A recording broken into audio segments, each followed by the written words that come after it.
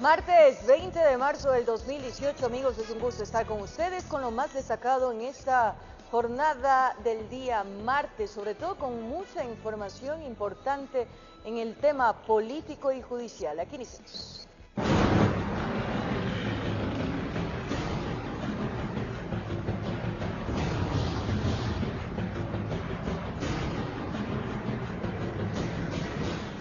Así es, tras un nuevo atentado terrorista en Mataje Esmeraldas, 3 militares murieron y 7 personas resultaron heridas. El hecho habría ocurrido tras la explosión de un artefacto que fue colocado en una carretera donde se realizaban operativos militares.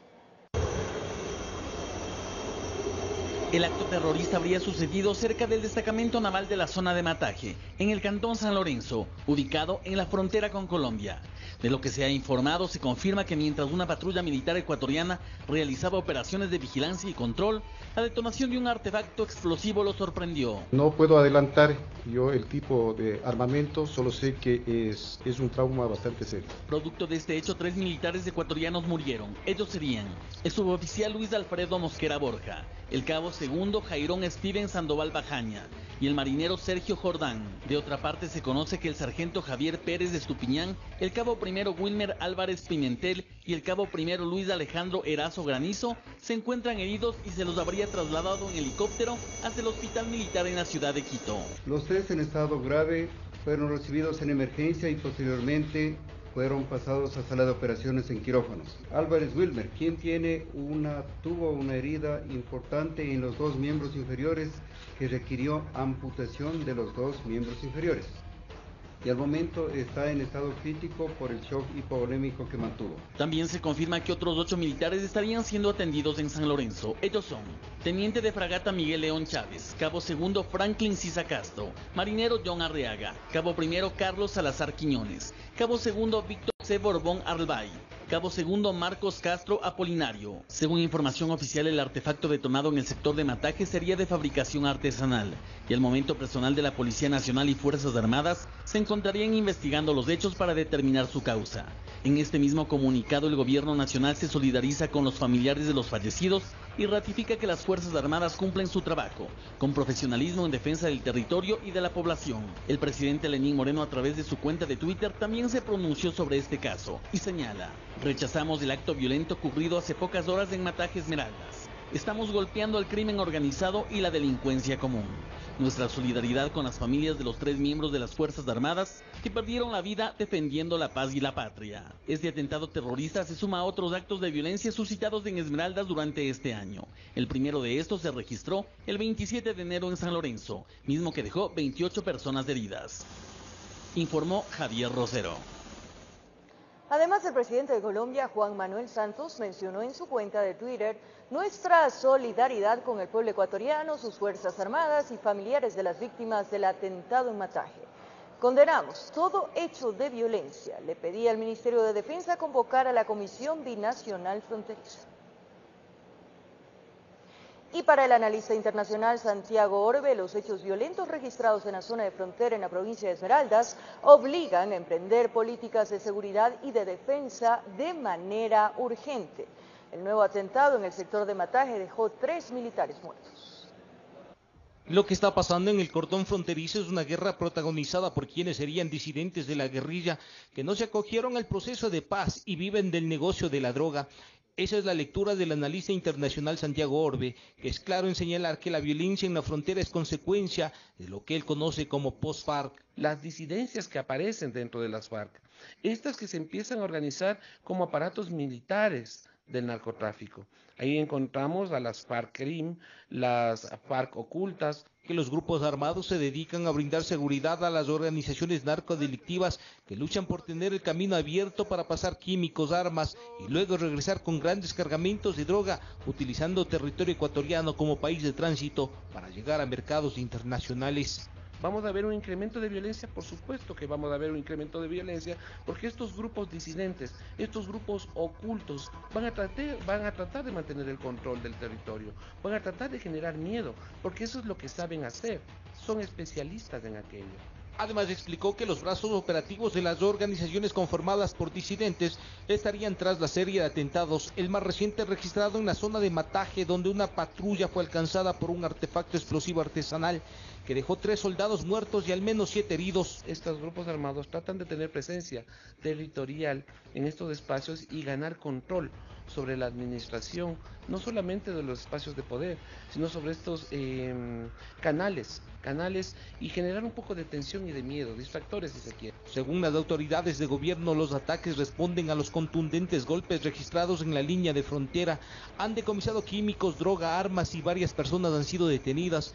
Son investigadas por supuestamente participar en los atentados. Están estrangulando las economías propias de las estructuras delictivas. Para el experto, lo que está pasando se pudo haber evitado si las autoridades a tiempo enfrentaban las consecuencias que se venían con la firma de la paz entre la guerrilla colombiana y el gobierno de ese país. Que existe una política pública en términos de seguridad y defensa que sea vinculada con política exterior, que también exija el respeto de nuestra soberanía por parte del Estado colombiano. No es posible que el Estado colombiano también se haya desentendido de esta realidad. En Quito informó Iván Casamen. Cambiamos de tema ante la notificación del Consejo de la Judicatura que suspende en funciones a la fiscal general subrogante Tania Moreno.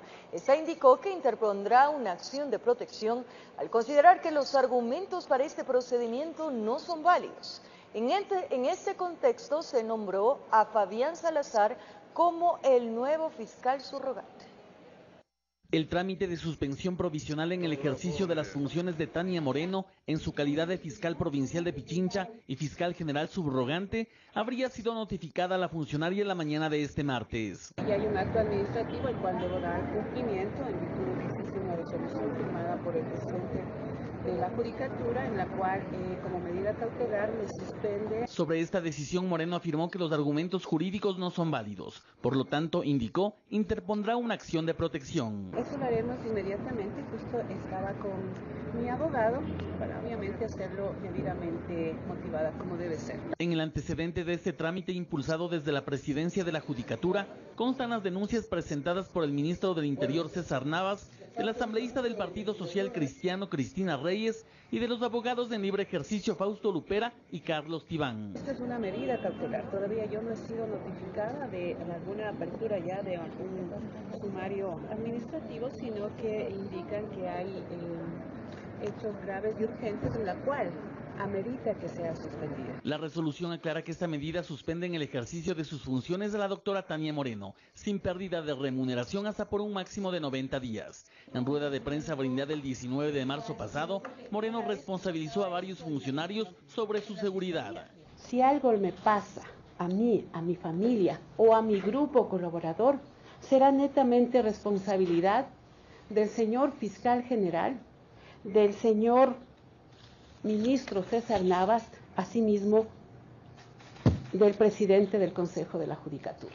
Tras la suspensión temporal de Tania Moreno, el Consejo de la Judicatura designó al fiscal Fabián Salazar como fiscal subrogante de Pichincha, informó Javier Rosero. Mientras que en Guayaquil el fiscal de la Nación, Carlos Vaca Mancheno, se refirió a la suspensión de la fiscal subrogante Tania Moreno y a las investigaciones por el presunto delito de secuestro denunciado por Fernando Valda durante su estadía en Colombia hace 6 años. Imperturbable, Carlos Vaca le saca el cuerpo a las últimas declaraciones de Tania Moreno sobre las versiones de algunos implicados en el caso Pases Policiales. Ofrecerles dinero a fin de que la involucren. ¿Qué puede contestar usted sobre? No conozco del tema. No conozco a qué se refirió la doctora Moreno respecto a ese tema. Aquello, sin embargo, lo denunció en su comparecencia ante la Asamblea, donde insinuó quién era la amiga citada en la conversación entre el expresidente del Parlamento y el excontralor. 2 semanas después suspenden a Moreno por 90 días, pero él aclara que es un acto administrativo de la Judicatura. Una de las 4 quejas acogidas fue presentada por una asambleísta de la oposición. Con la suspensión de Tania Moreno usted está más tranquilo porque también se suspenden las 4 indagaciones que le había abierto ella a usted. Yo le insisto, no quiero referirme sobre ese tema. No se trata tampoco de tranquilidad ni de no tranquilidad. Yo he sido absolutamente categórico respecto de lo que he dicho y lo que pienso respecto de esas indagaciones, de cuál es el motivo de esas indagaciones, de por qué se dieron esas indagaciones. Tampoco le quita el sueño, dice, que la Judicatura solicite además el pronunciamiento del procurador, a la luz de 2 fiscales en Guerra Fría. Pero Vaca no solo habló de la salmuera, en el despacho adjunto. Que tiene que haber transparencia en todas las instituciones, incluidas las instituciones que administran justicia. Y en medio de esa transparencia, ¿qué opina del juicio político que le va a hacer la Asamblea a usted? Yo no voy a referirme al juicio político. El sustento de ese juicio político es que la víctima de una conspiración, que le anuncia al país por transparencia que está siendo víctima de una conspiración, es llamada a juicio. Sobre la investigación iniciada por el presunto intento de secuestro denunciado por Fernando Balda en Colombia, precisó que tras la instrucción contra 3 policías. La investigación tiene que continuar y tiene que establecer posibles partícipes, y no me refiero a actores solamente políticos, sino a otras personas que pudieron haber tenido conocimiento. Lo dijo en 2 actos que se llevaron a cabo en las unidades judiciales del norte y sur de Guayaquil, en medio de un juicio político en ciernes, informó Jorge Escobar. Y el próximo viernes se podría concretar la reestructuración de la Asamblea Nacional. Se anuncia que, de modificarse la Comisión de Fiscalización, esta podría suspender la vacancia legislativa para tramitar el juicio político en contra del fiscal. La Asamblea está lista para reestructurarse. El proceso podría darse finalmente este próximo viernes. Lo que se analiza ahora es si esa reestructuración es total o parcial. En estos momentos, para todas las decisiones en la Asamblea Nacional necesitamos consensos, necesitamos llegar a acuerdos y necesitamos construir una agenda legislativa con la participación de todas las bancadas. En las bancadas están conscientes de la necesidad de reorganizar las comisiones y el CAL para darle viabilidad al trabajo legislativo, principalmente dejando a un lado a quienes dicen han bloqueado la labor en la Asamblea. Yo creo que los correístas pueden tener un espacio como todas las bancadas, pero por favor, si seguimos entonces, si le damos al correísmo la posibilidad de dirigir o partir en los temas importantes de la Asamblea, vamos a seguir en esa pugna que los ecuatorianos no queremos. Y entre las comisiones que serían reestructuradas está la Comisión de Fiscalización. El aliancista César Litardo reconoce que dentro de la bancada lo han propuesto para estar al frente de esta comisión. Es una propuesta que se ha hecho, creo que la vamos a analizar, es un tema que yo no lo decido, lo decide el bloque, vamos a estar dentro de las propuestas, creo que me siento muy halagado por poder tener esa posibilidad. Y anuncia que de concretarse este cambio, él estaría dispuesto a suspender la vacancia legislativa que arranca el próximo lunes, tomando en cuenta que en las próximas horas el CAL podría dar paso al inicio del enjuiciamiento político en contra del fiscal general. La Comisión de Fiscalización es la que no debe parar y debe tratar de trabajar incluso en la vacancia para cumplir con los tiempos y los plazos, y que la Asamblea, pues una vez que regrese la misma, una vez que se han cumplido todos los plazos establecidos, ya pueda en el Pleno conocer cuáles han sido las resoluciones que la Comisión de Fiscalización resuelva. Se anuncia que el CAL se podría reunir este miércoles y de allí se desprenderá la decisión final. En la Asamblea dicen que es necesario que la legislatura le dé una respuesta pronta al país sobre el futuro del fiscal Carlos Vaca. Yo estoy plenamente seguro que de parte de los 137 legisladores existe la voluntad de procesar con celeridad ese juicio político. Futuro que dependerá de la recomposición interna de la legislatura, cambios que se esperan concretar a más tardar el viernes, y tras esto se podrá conocer si la nueva Comisión de Fiscalización suspende sus vacaciones para tramitar este juicio. Informó Javier Gallo.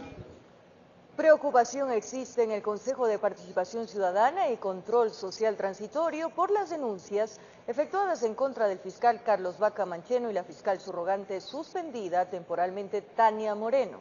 No se descarta la posibilidad de que esta entidad de control de justicia sea la primera en ser evaluada.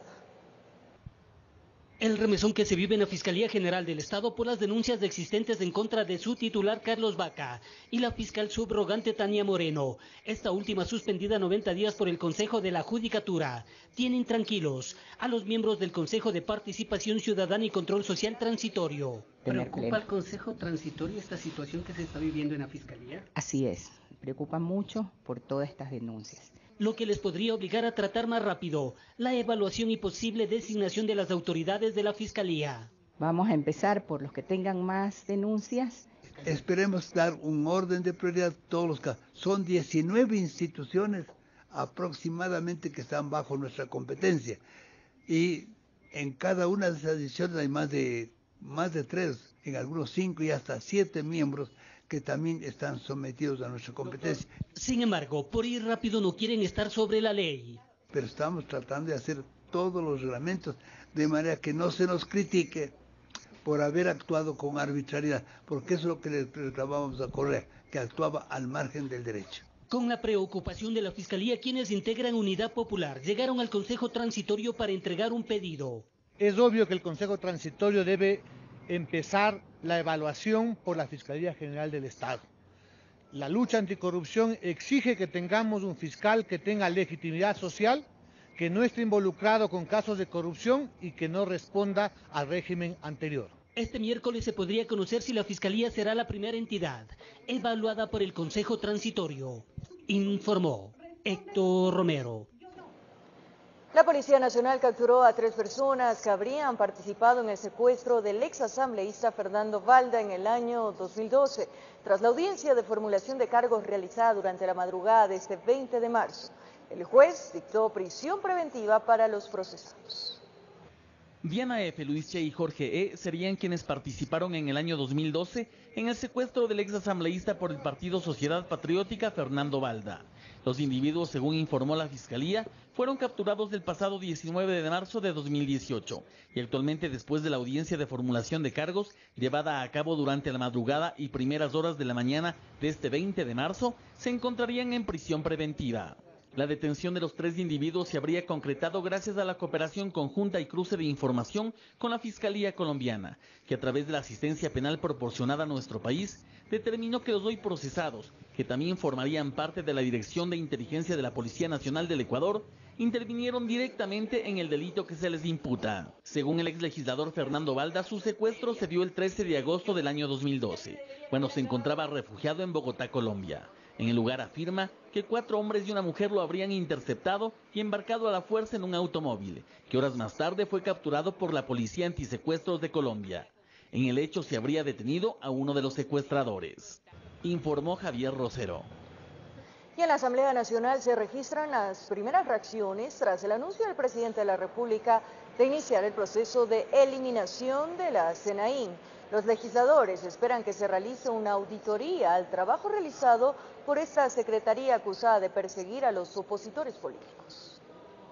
Tras el anuncio presidencial en la Asamblea se registran las primeras reacciones. Desde la oposición se asegura que esta decisión es un gran paso para reorganizar los estamentos de inteligencia en el país. Yo creo que es un buen síntoma después de todo lo que ha significado la SENAIN para las libertades del Ecuador. La decisión del presidente Lenín Moreno de eliminar la SENAIN es saludable. Y con este criterio coinciden en el oficialismo, que aseguran que esta decisión es acertada, luego de que la SENAIN desde su creación recibió múltiples críticas. Hacer un trabajo que en algunos casos cuestionados, en este caso también desaparezcan, y pienso que debería pues crearse alguna institución adscrita a la presidencia un poco más pequeña para tratar de realizar algún tipo de trabajo de esto. Críticas que van encaminadas en torno a que la Secretaría de Inteligencia se habría dedicado a utilizar los recursos para perseguir a opositores políticos y no en combatir la delincuencia. Acá piden una auditoría integral a esa secretaría. Se hace absolutamente imperativo conservar la información que ha tenido la SENAIN y tiene que ser analizada. Tenemos que saber exactamente a qué estuvo dedicada la SENAIN el tiempo en que estuvo funcionando. Ahora lo que falta es saber cómo se gastaron 330 millones de dólares en espionaje y en inteligencia. ¿A quienes espiaron? ¿A quienes financiaron? 330 millones de dólares. Eliminar a todo ese cuerpo de represión, de seguimiento a cualquier persona que pensaba diferente al correísmo, es un paso importante hacia la libertad de expresión, hacia la libertad también de actividad política. Tras el anuncio presidencial en la Asamblea están a la espera de que desde Carondelet se envíe el proyecto de ley que reforme el Código de Seguridad Nacional para eliminar formalmente la SENAIN, que los recursos y la infraestructura deberían pasar a la policía y las Fuerzas Armadas, aseguran. Se hace imperativa una reforma a la Ley de Seguridad del Ecuador. ¿Por qué? Porque las funciones de la SENAIN tienen que ser devueltas a inteligencia del Ejército y de la Policía.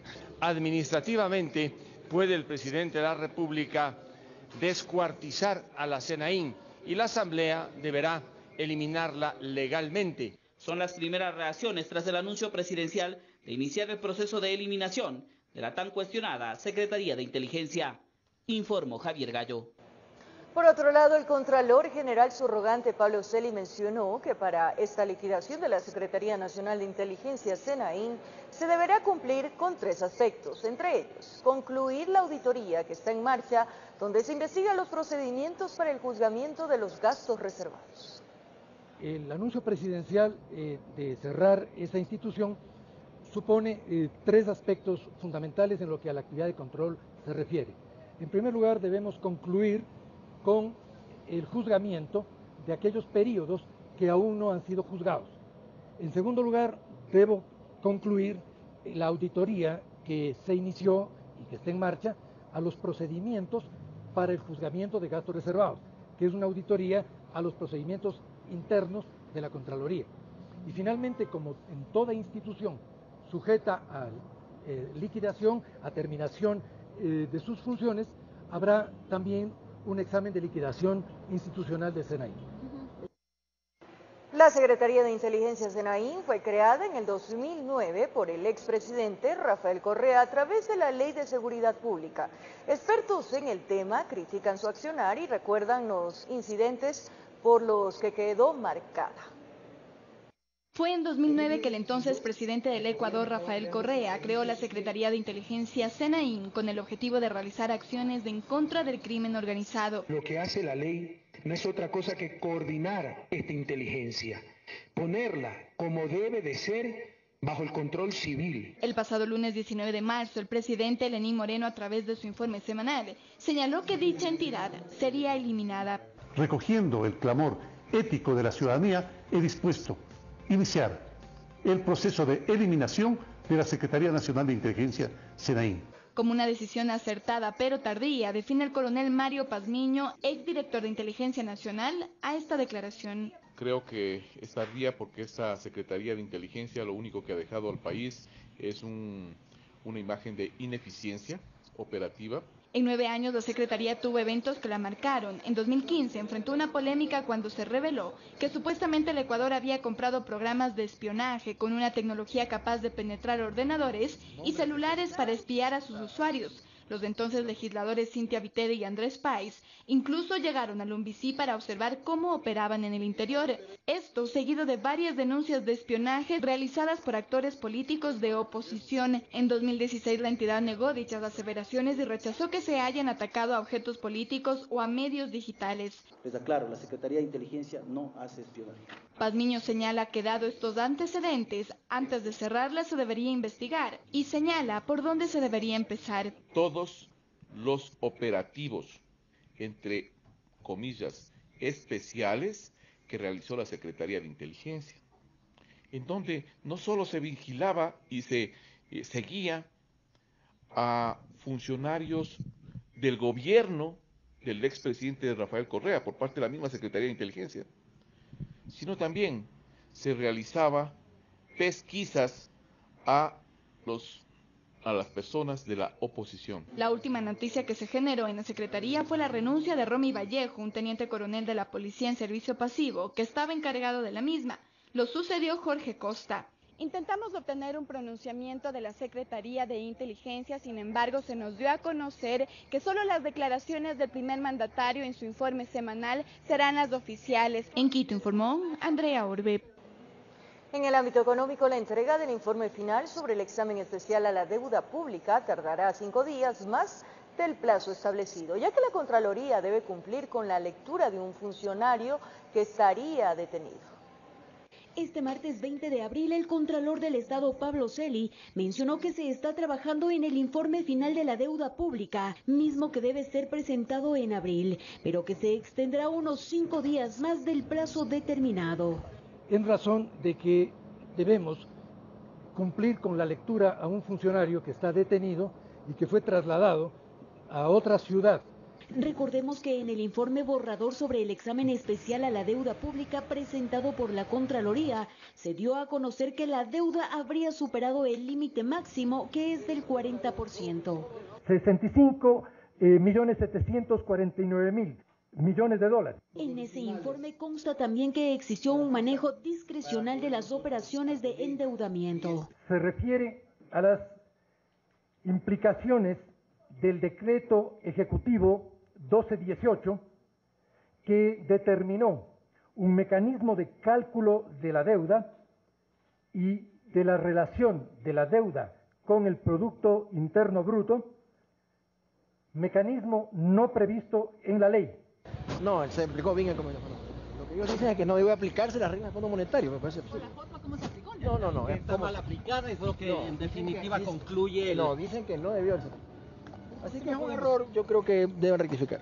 Para los veedores ciudadanos, la información dada a conocer por el contralor Pablo Celi no habría sido nada nuevo. Esto ha sido nefasto y quien termina pagando esto, quien termina pagando los platos rotos, es el ciudadano ecuatoriano. La preocupación de los expertos es que las consecuencias del sobreendeudamiento recae en este y en los próximos gobiernos. Este gobierno no está en el mismo camino, es en el camino que le dejó el gobierno anterior. El momento en que vende anticipada el petróleo hasta el año 2026, significa que se comió para 2 gobiernos. Entonces ya no se tiene el ingreso correspondiente. Frente a este panorama que enfrenta el gobierno del presidente Lenín Moreno, los expertos en la materia recomiendan al mandatario que tome las medidas urgentes como la renegociación de la deuda. Que ya esta deuda no sea a 5 años, sino a 10 o a 15, o mejor a 20. Y ya no es al 10, sino al 7 o al 6, que es difícil, pero si lo hace será un premio, ¿no? Ahora, en caso de que el mandatario Moreno desee realizar una nueva deuda, el presidente deberá seguir los lineamientos legales. Si tiene necesidad, vaya y pida la autorización en la Asamblea. Después de que se presente el informe final, se procederá a determinar responsabilidades administrativas y penales a exfuncionarios del gobierno del expresidente Rafael Correa. Informó Patricia Aldaz. Además, la Contraloría General del Estado negó el recurso de revisión solicitado por la exministra del Ambiente, Marcela Guiñaga, sobre quien pesa una glosa de 41 millones de dólares por supuesto perjuicio al Estado, debido a la compra de terrenos en el Parque Samanes en la ciudad de Guayaquil. De acuerdo a la Contraloría, la compra-venta de los 66 lotes sobre los cuales se construyó el Parque Samanes generó un millonario perjuicio al Estado, debido a que la entonces ministra del Ambiente realizó esta compra sin tomar en cuenta el avalúo municipal que valoraba en 7.1 millones de dólares los terrenos, pertenecientes al Instituto de Seguridad Social de las Fuerzas Armadas, pero por los que el Ministerio del Ambiente pagó 41 millones. Es decir, 7 veces más su valor. Y es por esto que el organismo de control señala a Guiñaga como una de las presuntas responsables, por lo que ratificó la glosa en su contra y negó el recurso de revisión. Los razonamientos que la exfuncionaria plantea al organismo no ameritan el que nosotros cambiemos nuestra decisión. Entre los argumentos con los que se defiende a Guiñaga se señala que, de acuerdo a la Ley Orgánica del Sistema Nacional de Compras Públicas, el avalúo de la Dirección Nacional procede únicamente en casos de expropiación, y este no sería el particular. Y además el dinero del pago excedente ya habría sido recuperado y se encontraría en las arcas fiscales, de acuerdo a un oficio firmado por el exministro Fausto Herrera en el que señala que se ha procedido a una compensación de obligaciones en razón de las deudas recíprocas entre el Estado central y el ISFA. Para Guiñaga este caso se trata de una persecución política y prepara una demanda ante el Tribunal Contencioso Administrativo en el que solicitará la nulidad de la actuación de la Contraloría. La glosa tendrá un proceso. Como toda glosa, termina en un título de crédito en su momento. Informó Carolina Basante. Dictamen de la Corte Constitucional podría restablecer la aportación del Estado ecuatoriano para la seguridad social suspendida desde el 2015. Recursos económicos podrían ayudar a la crisis económica de la entidad. Así lo sostiene Joaquín Viteri, exdirector general del IES. Este miércoles, la Corte Constitucional decidirá la suerte que correrá el aporte del 40% del Estado a la jubilación social y la limitación a las utilidades. El presidente Lenín Moreno fue el primero en efectuar un exhorto. Con expectativa y con optimismo, esperamos que la resolución de la Corte Constitucional restituya tanto los derechos de los trabajadores a las utilidades como el aporte responsable del gobierno a la seguridad social. Desde 1942 el régimen ha aportado obligatoriamente con el 40%, pero desde marzo del 2015 se suspendió, con la entrada en vigencia de la Ley Orgánica de la Justicia Laboral, lo que significó que se deje de inyectar a las arcas del Instituto Ecuatoriano de Seguridad Social IES cerca de 3.800 millones de dólares, cálculo efectuado por Joaquín Viteri, exdirector del Seguro Social. La sentencia que dicte la Corte Constitucional es histórica, porque permitirá que el sistema de seguridad social pueda salvarse, porque está en este momento al borde de la quiebra. Los recursos de la seguridad social solamente existirán hasta el año 2021. Desde los jubilados es como la luz del final del túnel, el poder contar nuevamente con esos recursos económicos. Nosotros interpusimos la demanda ante la Corte Constitucional en abril del año 2015, ¿no?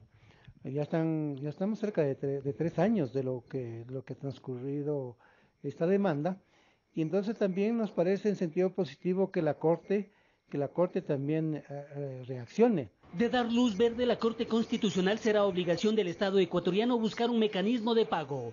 Los jubilados piden más cambios. Por ejemplo, digo usted, yo creo que hay que ir a una reforma de la ley, hay que crear un nuevo marco jurídico. Yo planteé una reforma a la ley para que en el Ecuador el IES lo manejen los dueños del dinero, los afiliados, los aportantes. Ellos deben manejar el IES.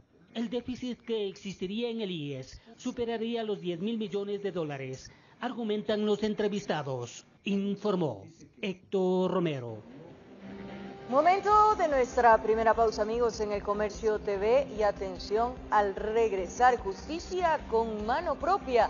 A golpes, un hombre fue asesinado supuestamente por abusar sexualmente de una joven. Los detalles en breves minutos.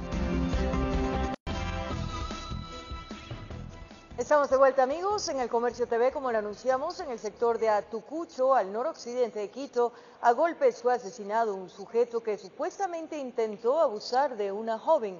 El cuerpo quedó tendido sobre la calle de tierra. La comunidad hizo justicia por mano propia.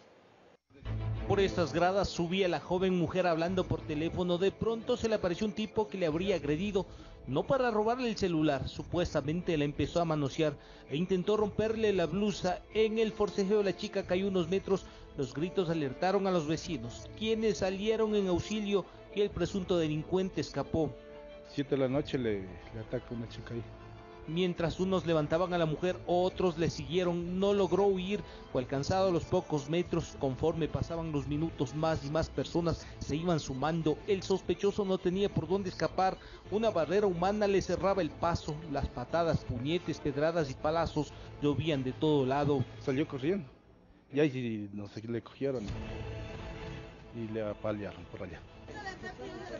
Los vecinos estaban enfurecidos, cansados y desesperados. En esta ocasión se presentó la oportunidad para descargar la rabia y no perdieron un segundo. Ahí decían que estaba yendo a violar a la chica también, como estaba ahí.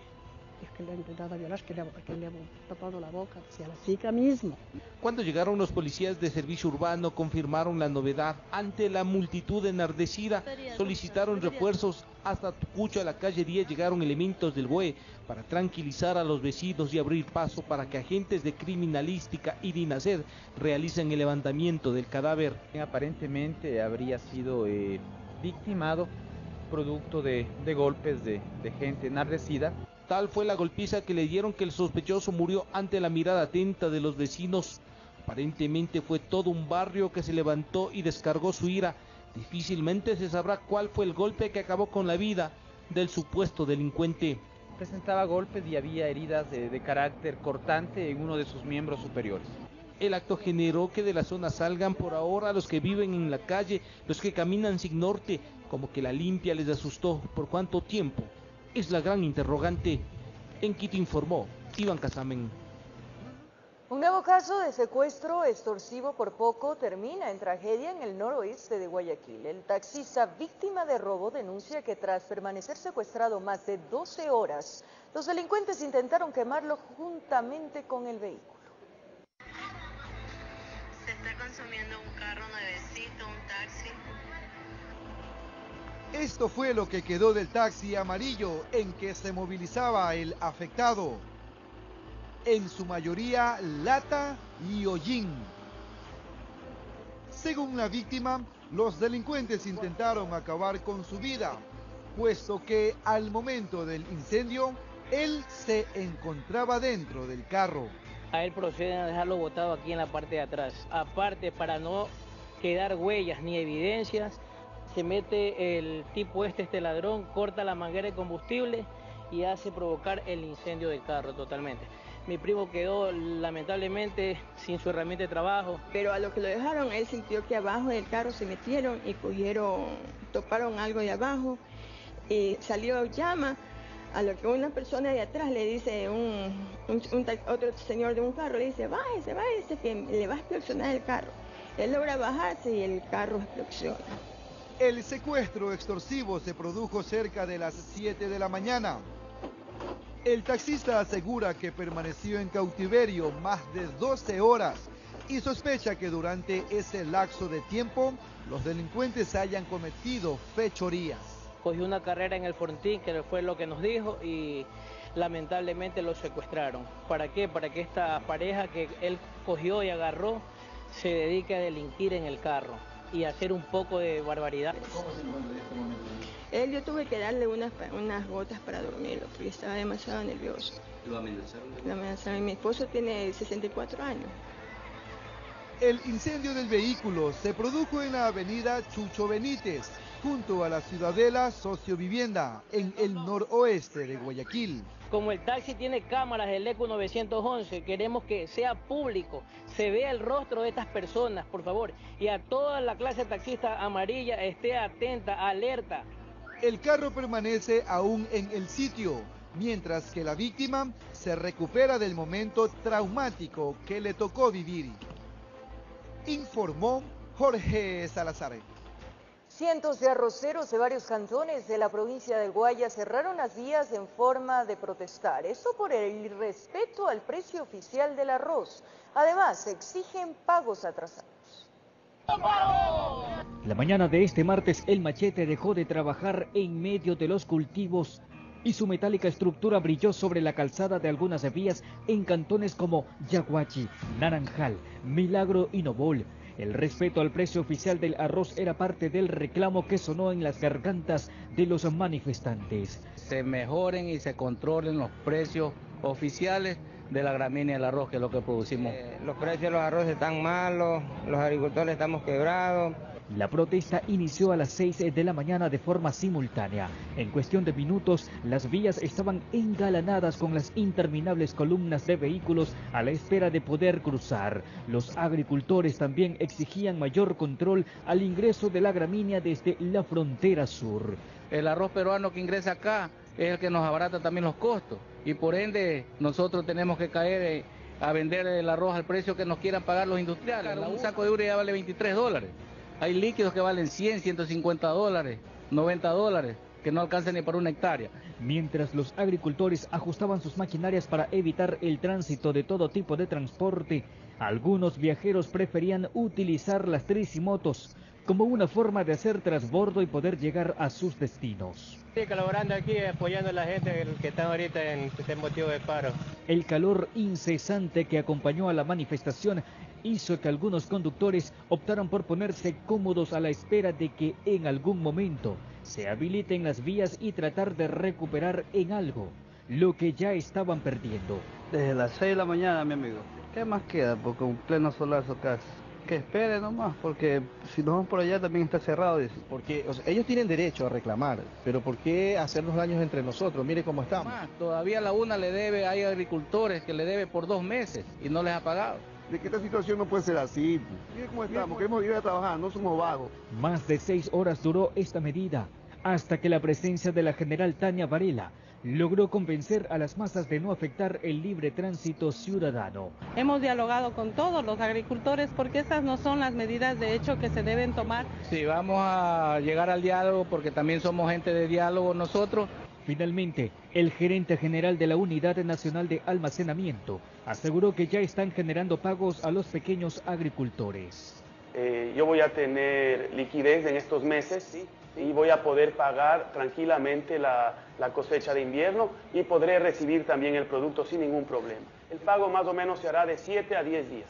Informó José Morales. Con eso nos despedimos, amigos. Gracias por su compañía, cariño y sintonía. Un abrazo grande.